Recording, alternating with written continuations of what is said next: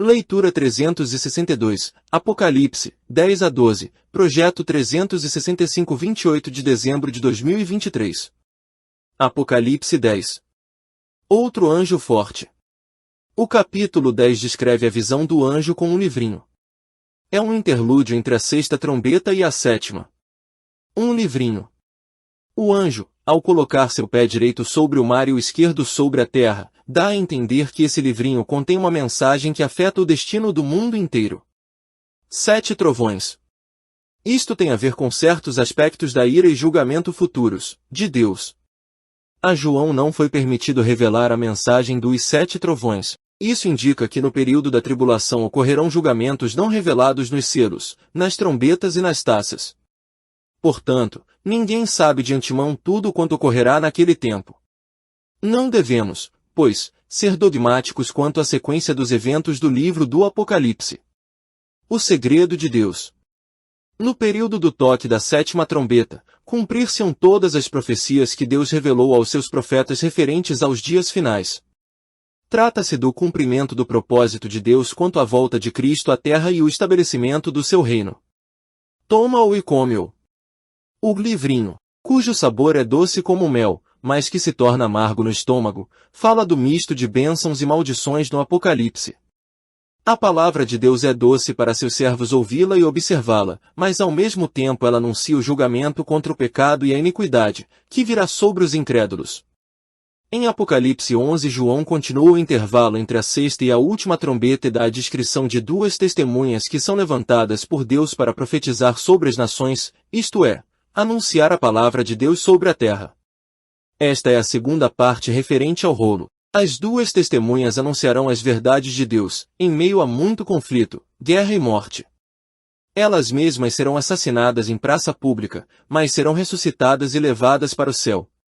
Há também uma ordem para que João meça o templo e o altar. Não se sabe ao certo a que isso se refere, mas há algumas suposições. Uma referência ao templo de Jerusalém destruído em 70 d.C., um templo literal que será reconstruído em Jerusalém antes da segunda volta de Jesus, a esperança de salvação aos judeus, uma expressão figurada que vê o templo como local onde os adoradores se reúnem. Apocalipse 12. Uma mulher.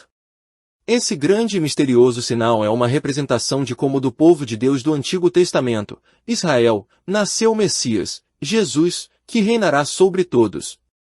Esse evento inclui uma guerra espiritual, na qual o diabo, dragão, é vencido e Deus conquista a salvação para as pessoas através da morte de Jesus, o Cordeiro. Ato contínuo, ao diabo é permitido ficar ainda por um tempo ativo na terra, combatendo os seguidores do Messias, e isto ele fará através dos 2 monstros relatados no capítulo seguinte. Deus havia preparado um lugar. Deus sempre prepara uma saída para quem lhe pertence.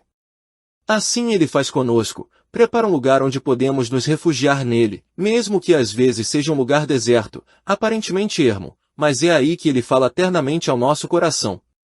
O Senhor é maravilhoso em suas respostas, ele faz sempre além do que lhe pedimos.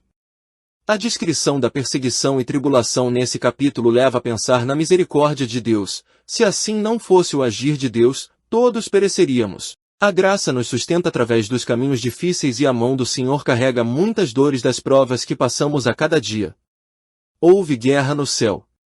Aqui vemos que realmente há uma guerra entre o mal e o bem. Ela aconteceu no céu, que é onde se determinam todas as coisas. Deus finalmente expulsa o inimigo para seu lugar, onde ele não pode mais ficar perturbando as pessoas.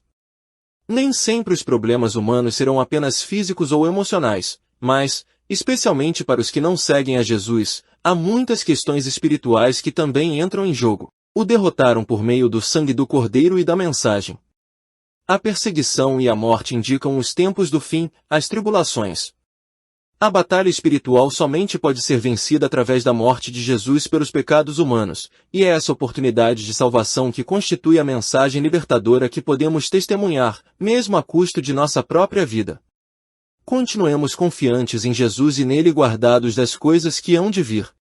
Sejamos fiéis ao Senhor e não temeremos.